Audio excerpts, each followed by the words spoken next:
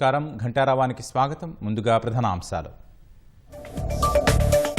రాష్ట్ర ఆర్థిక పరిస్థితి దృష్ట్యా వ్యయ నియంత్రణపై సర్కారు దృష్టి.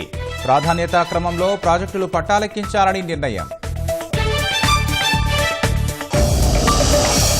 నామినేటెడ్ పదవుల భర్తీలో జాప్యంపై మంత్రులతో సీఎం చర్చ. అర్హులైన నేతల జాబితా సిద్ధం చేయాలని ఆదేశం.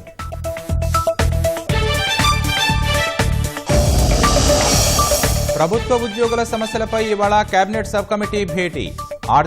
ఆర్థికేతర అంశాలుగా విభజించి పరిష్కరించాలని భట్టి సూచన. రెరా ఫిర్యాదులను సత్వరం పరిష్కరించాలన్న ప్రధాని. 62,000 కోట్ల విలువైన ప్రాజెక్టులపై అన్ని రాష్ట్రాల సీఎస్లతో సమీక్ష. డొనాల్డ్ ట్రంప్ ప్రభుత్వ విధుల నుంచి తప్పుకున్న ఎలాన్ మస్క్. షెడ్యూల్ ప్రకారం తన బాధ్యతలు ముగిశాయని వెల్లడి.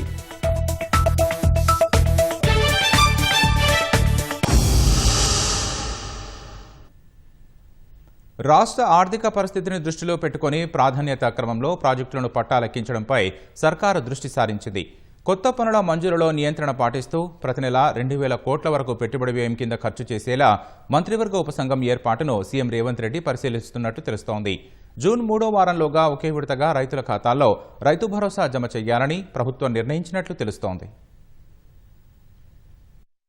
ప్రతి నెల ఖజానాకు వచ్చే ఆదాయం కన్నా 5-6 కోట్లు అదనంగా ఖర్చు చేయాల్సిన పరిస్థితి ఉందని ఆందోళన వ్యక్తం చేస్తున్న ముఖ్యమంత్రి రేవంత్ రెడ్డి వ్యయ నియంత్రణపై దృష్టి పెట్టారు. ప్రతి నెల నిధుల విడుదల ప్రాధాన్యాలను నిర్ణయించడానికి, పనులు పూర్తయ్యేలా చూడటానికి మంత్రివర్గ ఉపసంఘాన్ని ఏర్పాటు అంశాన్ని పరిశీలిస్తున్నట్లు తెలుస్తోంది. దీనిపై ఇప్పటికే కొందరు మంత్రులు, అధికారులతో సీఎం చర్చించినట్లు సమాచారం. ఆర్థిక, నీటిపారుదల, పంచాయతీరాజ్, రోడ్లు, భవనాలు తదితర శాఖల మంత్రులతో ఉపసంఘాన్ని ఏర్పాటు చేయాలని భావిస్తున్నట్టు తెలిసింది. కొత్త పనుల మంజూరులో నియంత్రణ పాటిస్తూ నిర్మాణంలో ఉన్న, మంజూరు చేసిన పనులు పూర్తి చేయడానికి ప్రాధాన్యమివ్వాలని భావిస్తున్నట్లు సమాచారం. ఇందులో భాగంగా ప్రతి నెల 2,000 కోట్ల వరకు పెట్టుబడి వ్యయం కింద ఖర్చు చేస్తూ ఇప్పటికే మొదలైన పనులను పూర్తి చేయాలనే ఆలోచనతో ఉన్నట్లు సంబంధిత వర్గాలు తెలిపాయి.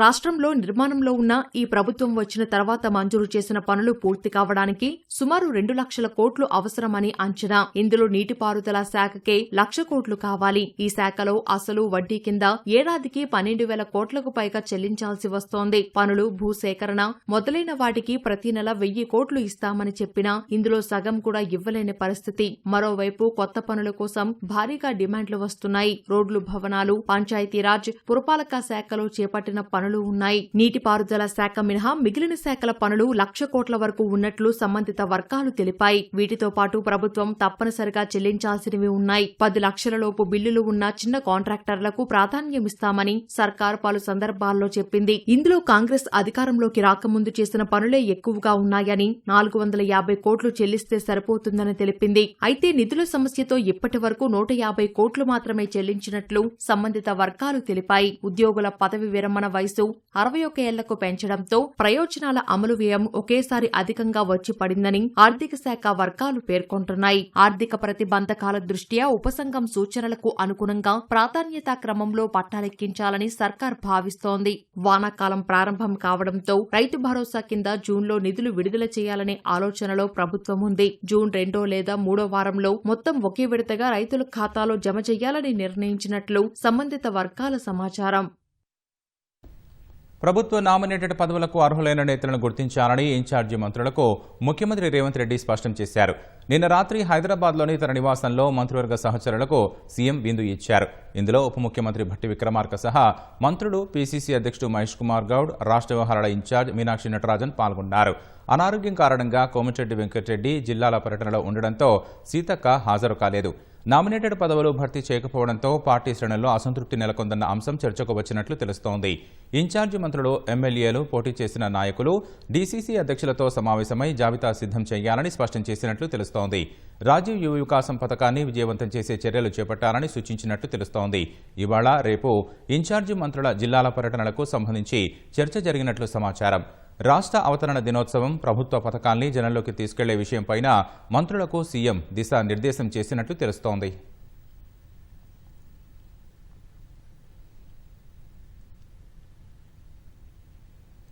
పీసీసీ కార్యవర్గం ఎంపికలో వర్కింగ్ ప్రెసిడెంట్ల పీఠముడి వీడటం లేదు. సామాజిక సమీకరణాలు ఏఐసీసీకి తలనొప్పిగా మారాయి. ఉపాధ్యక్షులు, ప్రధాన కార్యదర్శుల పేర్లు దాదాపుగా కొలిక్కి రావడంతో తుది నిర్ణయం తీసుకునే అవకాశం కనిపిస్తోంది. ఈ నెల 30 తర్వాతే కార్యవర్గం ప్రకటన ఉండే అవకాశం ఉందని పీసీసీ వర్గాలు అంచనా వేస్తున్నాయి. పీసీసీ అధ్యక్షుడి నియామకం జరిగి దాదాపుగా 8 నెలలవుతున్నా నూతన కార్యవర్గం కూర్పుపై ఇంకా స్పష్టత కుదరడం లేదు. దీంతో పదవులు ఆశించిన నేతల్లో అసంతృప్తి వ్యక్తమవుతోంది. నాయకుల మధ్య ఏకాభిప్రాయం కుదరకపోవడమే జాప్యానికి కారణమని పార్టీ వర్గాలు చెబుతున్నాయి.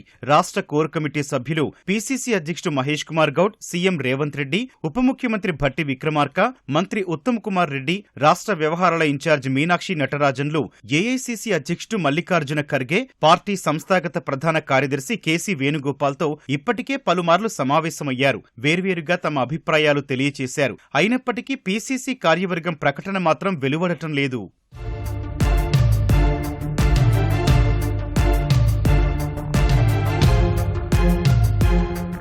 కీలకమైన వర్కింగ్ ప్రెసిడెంట్ల ఎంపికలో నేతల భిన్నాభిప్రాయాలే జాప్యానికి కారణమని నేతలు చెబుతున్నారు.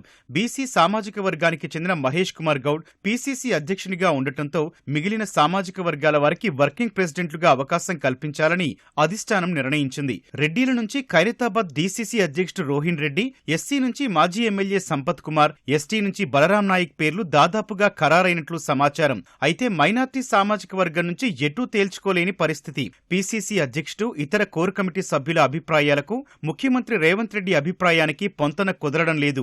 దీంతో మైనార్టీల నుంచి పోటీలో ఉన్న ఫయ్యూమ్ ఖురేషీ, ఫిరోజ్ ఖాన్లకు బదులుగా మరో వ్యక్తిని రంగంలోకి దింపే ఆలోచనలు సైతం అధిష్టానం పరిశీలిస్తున్నట్లు తెలుస్తోంది. రాష్ట్రంలో మెజార్టీ సంఖ్యలో బీసీలు ఉన్నందున ఈ సామాజిక వర్గం నుంచి కూడా వర్కింగ్ ప్రెసిడెంట్ కు అవకాశం ఇవ్వాలనే ప్రతిపాదనను పరిగణలోకి తీసుకున్నట్లు తెలుస్తోంది. మరోసారి రేవంత్ రెడ్డి, మహేష్ కుమార్ గౌడ్ తో పాటు ఇతర కోర్ కమిటీ సభ్యులతో మాట్లాడిన తర్వాతే ఏఐసీసీ తుది నిర్ణయం తీసుకునే అవకాశం ఉందని సమాచారం.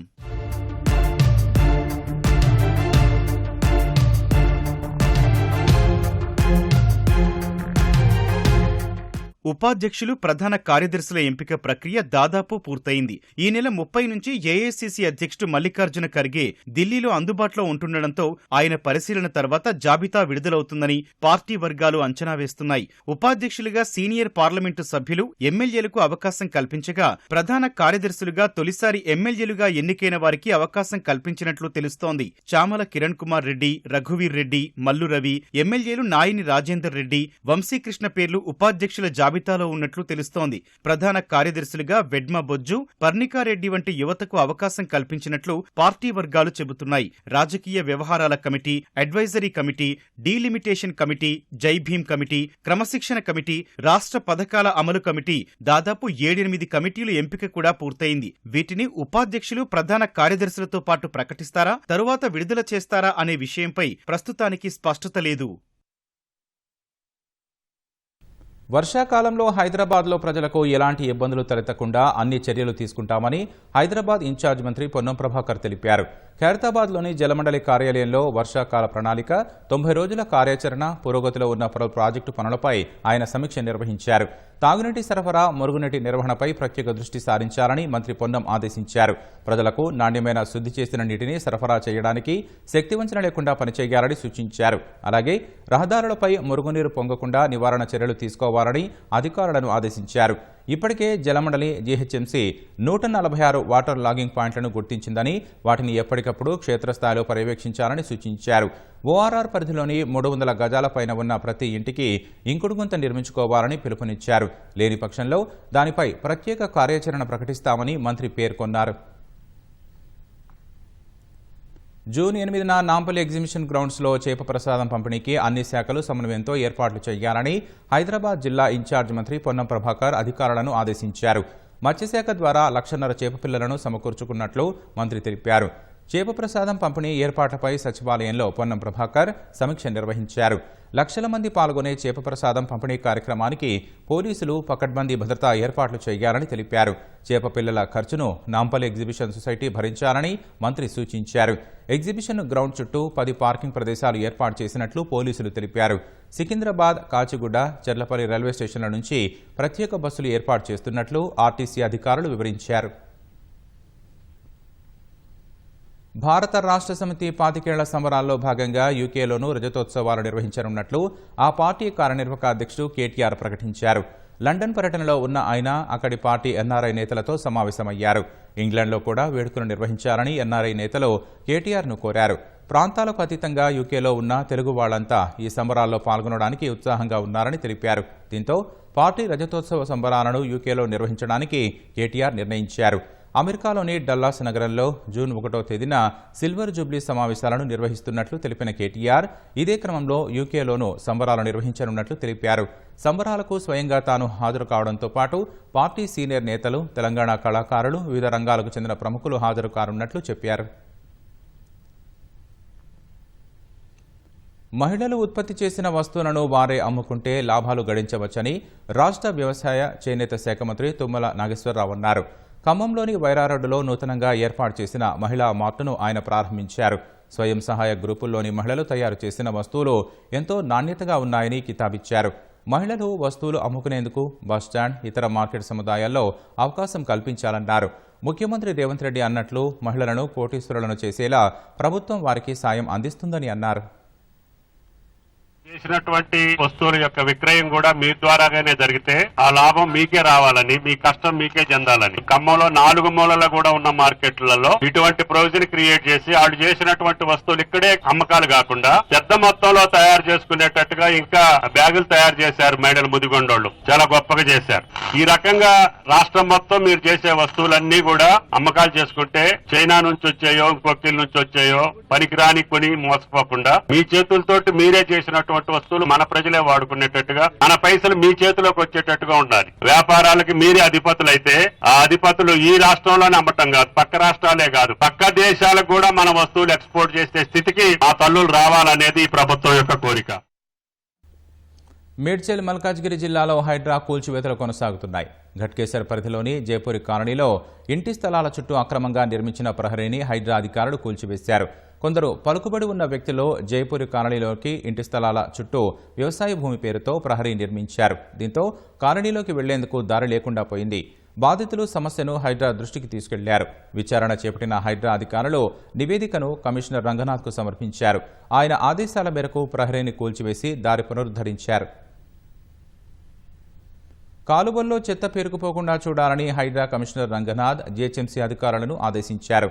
హైదరాబాద్లోని రామచంద్రాపురం, చందానగర్, లింగంపల్లి రైల్వే వంతెన వద్ద నీరు నిలిచే ప్రాంతాలను ఆయన పరిశీలించారు. మంగళవారం కురిసిన వర్షానికి రామచంద్రాపురంలోని పలు కాలనీలు నీట మునిగిన విషయం రంగనాథ్ దృష్టికి రావడంతో ఆయా ప్రాంతాలను సందర్శించారు. పూడుకుపోయిన కాలువలను తెరిపించడంతో పాటు బైపాస్గా వరద కాలువను తవ్వించారు. నీరు నిలవడానికి కారణాలను జీహెచ్ఎంసీ, నేషనల్ హైవే అధికారులను అడిగి తెలుసుకున్నారు. లింగంపల్లి రైల్వే వంతెన వద్ద ఎగువ ప్రాంతాల నుంచి వచ్చే వరదతో స్థానికులు ఇబ్బందులు పడుతున్నట్లు గుర్తించారు. బాక్స్ డ్రైన్ విస్తరించడంతో ఈ ఏడాది కొంత సమస్య పరిష్కారమయ్యే అవకాశం ఉందని జీహెచ్ఎంసీ అధికారులు రంగనాథ్కు వివరించారు. విజయనగరంలో ఉగ్రదాడులకు కుట్రపన్నిన కేసులో ఈ నెల 16న సిరాజ్ను, 17న సమీర్లను అరెస్టు చేయకపోయి ఉంటే పెను ప్రమాదమే జరిగేదని విచారణలో తెలిసింది. వీరిద్దరితో పాటు మొత్తం 19 మందితో ఉగ్ర కార్యకలాపాల విస్తరణకు ప్రణాళిక చేసినట్లు తేలింది. పట్టుబడిన 2 నిందితుల నుంచి లభించిన కీలక సమాచారంతో దేశవ్యాప్తంగా వీరి లింకులపై దర్యాప్తు ముమ్మరం చేయనున్నారు. విజయనగరంలో పేలుళ్ల కుట్ర కేసు నిందితులు సిరాజ్, సమీర్ల విచారణ బుధవారంతో ముగిసింది. వీరిని Vizianagaram judicial first class magistrate court న్యాయాధికారి ఎదుట పోలీసులు హాజరుపరిచారు. నిందితులిద్దరికీ రిమాండ్ విధిస్తూ ఆదేశించడంతో వారిని విశాఖపట్నం కేంద్ర కారాగారానికి తరలించారు. విచారణలో నిందితులు సిరాజ్, సమీర్ల నుంచి జాతీయ దర్యాప్తు సంస్థ, పోలీస్ అధికారులు కీలక సమాచారం రాబట్టారు. నిందితుల సెల్ఫోన్లను స్వాధీనం చేసుకుని కాల్ డేటా పరిశీలించారు. వీరిద్దరితో పాటు సౌదీ, ఒమన్లలో ఉండే మరో 2 సహా మొత్తం 19 మందితో ఉగ్ర కార్యకలాపాల విస్తరణకు ప్రణాళిక చేసినట్లు విచారణలో తేలింది. సిరాజ్, సమీర్లు మహారాష్ట్ర, యూపీ, ఢిల్లీ రాష్ట్రాలలో ఎక్కడెక్కడ తిరిగారు, ఎవరెవరిని కలిశారన్న అంశాలపై లోతుగా విచారించాలని దర్యాప్తు అధికారులు నిర్ణయించారు. జిహాదీ కార్యకలాపాల ఉధృతికి, పేలుడు పదార్థాలతో దాడులకు పూనుకోవాలని, అందుకు ఆర్థిక సాయం అందిస్తామని వీరికి సౌదీలో ఉన్న అబూ ముసాబ్, ఒమన్లో ఉన్న ఇమ్రాన్ అక్రమ్ హామీ ఇచ్చినట్లు తెలిసింది. ఈ దిశగా పలుసార్లు ప్రత్యేక యాప్ల ద్వారా ద్వారా వీరి మధ్య చర్చలు సాగినట్లు గుర్తించారు. ముందుగా బాంబులు తయారు చేయాలని నిర్ణయించినట్లు తేలింది. దేశంలో 4 చోట్ల బాంబు పేలుళ్లకు ప్రణాళిక రూపొందించామని, అయితే దాన్ని అమలు చేయలేదని నిందితులు అంగీకరించినట్లు సమాచారం. సిరాజ్కు హైదరాబాద్లో పరిచయమైన సమీర్ ఉగ్రవాద భావాజాలం ఉన్న మరికొందరిని కలిపినట్లు తెలుసుకున్నారు. సిరాజ్కు పలు దఫాలుగా ఆర్థిక సహాయం అందించిన ఉగ్రవాద సంస్థ శిక్షణ కార్యక్రమాలకు తీసుకెళ్లిన విశాఖ వ్యక్తి విశ్రాంత రెవెన్యూ అధికారిగా విచారణలో దర్యాప్తు అధికారులు గుర్తించినట్లు సమాచారం. విజయనగరమే తన మొదటి టార్గెట్ అని, ప్రశాంతమైన విజయనగరంలో అలజడి సృష్టించటమే తన లక్ష్యంగా నిర్ణయించుకున్నట్లు దర్యాప్తులో సిరాజ్ వెల్లడించినట్లు తెలిసింది. ఉగ్రకుట్రలో భాగంగా స్లీపర్ సెల్స్ ని ఆకర్షించేందుకు సామాజిక మాధ్యమాలతో పాటు అహిం సంస్థను సిరాజ్, సమీర్ ఏర్పాటు చేసినట్లు విచారణ వెల్లడైంది. ఆర్థిక తోడ్పాటుతో ఉద్యోగ వేటలో విఫలమైన వారు నిరుపేద యువతకు వలవేసినట్లు సమాచారం. ఉగ్రకుట్ర, స్లీపర్ సెల్స్ తో చర్చలకు అబూ ముసాబ్ సూచనల మేరకు సిగ్నల్ యాప్ వినియోగించినట్లు, రసాయన పదార్థాలు ఉపయోగించి ఐఈడీలు తయారు చేయాలని నిర్ణయించినట్లు విచారణలో తెలిసినట్లు సమాచారం. దీనికోసం అంతర్జాలంలో పేలుడు పదార్థాలు కొనుగోలు చేసినట్లు, జిహాదీ చర్యల్లో భాగంగా అవసరమైతే ప్రాణత్యాగం చేయాలని నిర్ణయించుకున్నట్లు సిరాజ్, సమీర్ అంగీకరించినట్లు సమాచారం. స్థిరాస్తి వ్యాపార ప్రాధికార సంస్థ రెరాకు వచ్చే ఫిర్యాదులపై బాధితులు సంతృప్తి చెందేలా పరిష్కరించాలని ప్రధాని నరేంద్ర మోదీ రాష్ట్రాలకు సూచించారు. ఈ మేరకు ఫిర్యాదుదారుల నుంచి సంతృప్తి వ్యక్తీకరణ లేఖలు తీసుకోవాలని ఆదేశించారు. కొనుగోలుదారులకు ఎలాంటి అన్యాయం జరగకుండా రెరా చూడాలని ప్రధాని కోరారు. గృహ మార్కెట్పై నమ్మకాన్ని పునరుద్ధరించడానికి రెరా నిబంధనలను ఖచ్చితంగా పాటించడం కీలకమని పేర్కొన్నారు. అన్ని రాష్ట్రాల ప్రభుత్వ ప్రధాన కార్యదర్శులతో ప్రధాని బుధవారం వీడియో కాన్ఫరెన్స్ నిర్వహించి 62,000 కోట్లకు పైగా విలువ చేసే పలు జాతీయ ప్రాజెక్టుల పురోగతిని సమీక్షించారు. అన్ని రాష్ట్రాల్లో పారదర్శకతతో కూడిన మంచి పాలన ప్రజలకు అందించాలని కోరారు. జాతీయ ప్రాజెక్టులు సత్వరమే అమలు చేసేలా సీఎస్లు చొరవ చూపాలన్నారు. లేకుంటే ప్రాజెక్టుల నిర్మాణ వ్యయం పెరుగుతుందని ప్రధాని చెప్పారు. దేశవ్యాప్తంగా 100కు పైగా న్యూక్లియర్ పవర్ ప్రాజెక్టులను నిర్మించాలనే లక్ష్యంతో ఉన్నట్లు తెలిపారు. ఐటీఐ కోర్సుల్లో న్యూక్లియర్ పవర్ను సబ్జెక్టుగా ప్రవేశపెట్టాలని మోదీ ఆదేశించారు.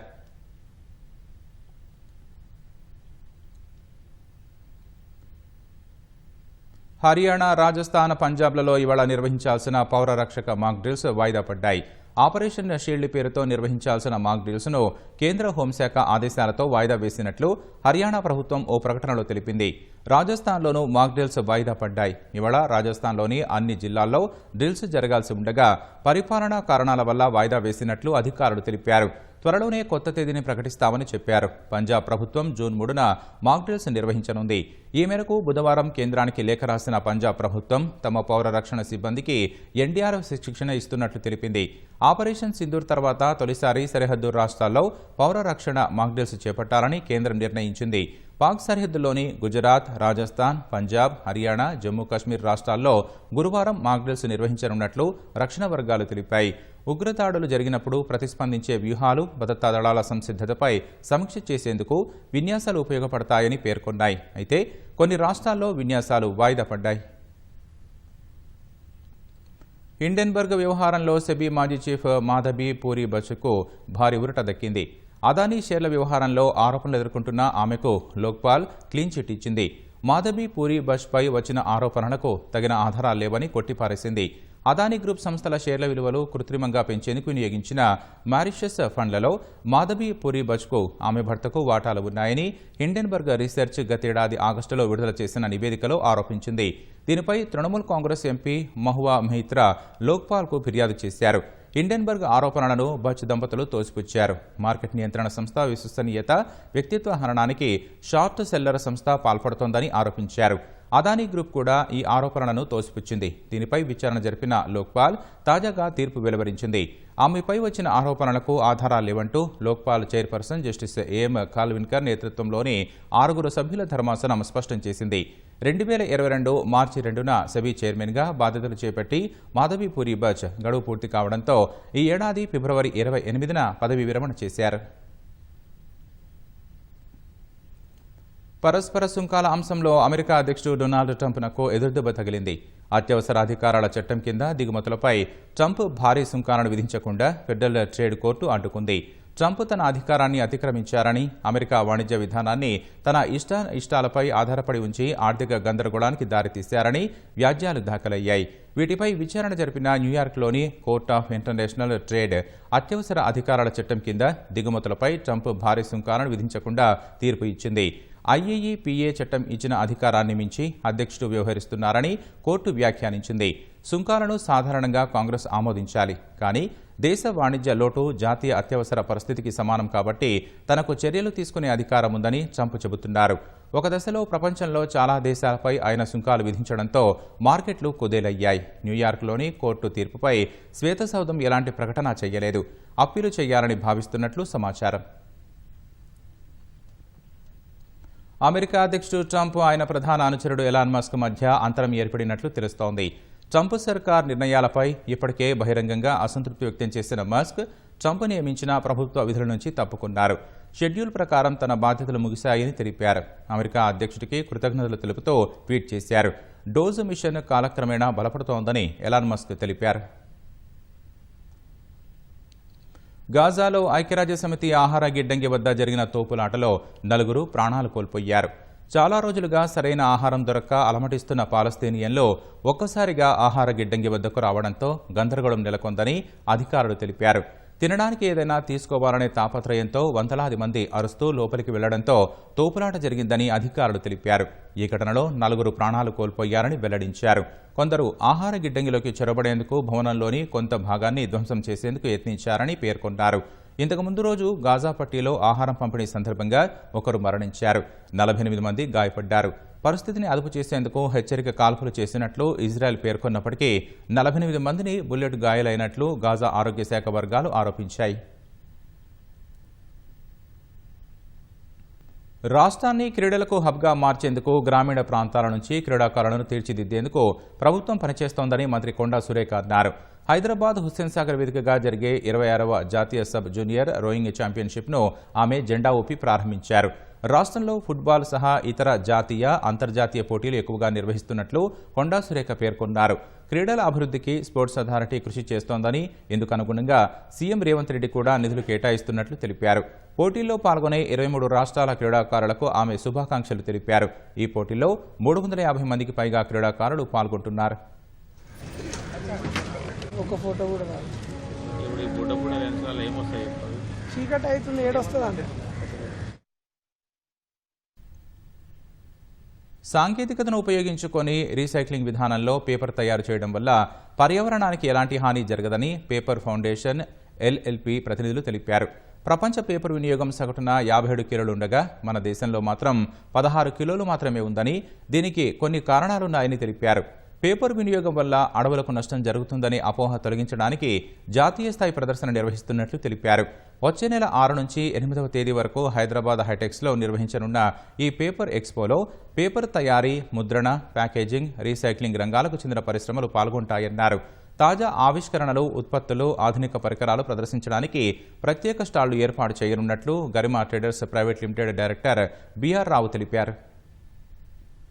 పేపర్ ఫౌండేషన్ ఆబ్జెక్టివ్స్ అంటే లవ్ పేపర్, యూజ్ పేపర్. ఎందుకంటే దానివల్ల ఎన్విరాన్మెంట్ ఏమి స్పాయిల్ అవ్వదు. మన మైండ్లో ఏముందంటే పేపర్ చెట్లు కట్ చేస్తారని, అదంతా తప్పుడు ప్రచారం జరుగుతూ ఉంది. ఆ తప్పుడు ప్రచారాన్ని సరిదిద్దటానికే మేము ఈ NGO స్టార్ట్ చేశాము. ప్రజలకి, సొసైటీకి అసలు పేపర్ ఎట్లా తయారు చేస్తుంది. ఇండియాలో 80% దాకా పేపర్ తయారీలో అసలు వుడ్డే యూజ్ చేయరు. ఓన్లీ రీసైక్లింగ్ చేసి పేపర్ చేసి ప్రజలకు కావాల్సిన writing, printing paper, packaging paper, boards, రకరకాల పేపర్లు తయారు చేస్తారు.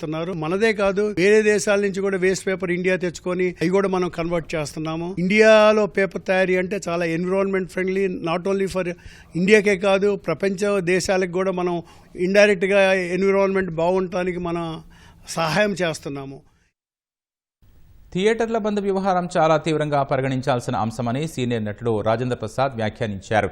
ఈ వ్యవహారంపై పవన్ కళ్యాణ్ కోపంతో మాట్లాడడంలో అర్థం ఉందని ఆయన అభిప్రాయపడ్డారు. సినీ ఇండస్ట్రీ సంయుక్తంగా తీసుకోవాల్సిన నిర్ణయాలు వ్యక్తిగతంగా తీసుకోవడం వల్లే అవాస్తవాలు ప్రచారమయ్యాయని వెల్లడించారు. రాజేంద్ర ప్రసాద్ నటించిన తాజా చిత్రం షష్ఠిపూర్తి ఈ నెల 30న విడుదలవుతున్న నేపథ్యంలో హైదరాబాద్ ప్రసాద్ ప్రివ్యూలో చిత్ర బృందం తమ అనుభవాలను పంచుకుంది. థియేటర్లు మూసేయటం అనేది ఒకళ్ళు తీసుకునే డెసిషన్ కాదు కదా.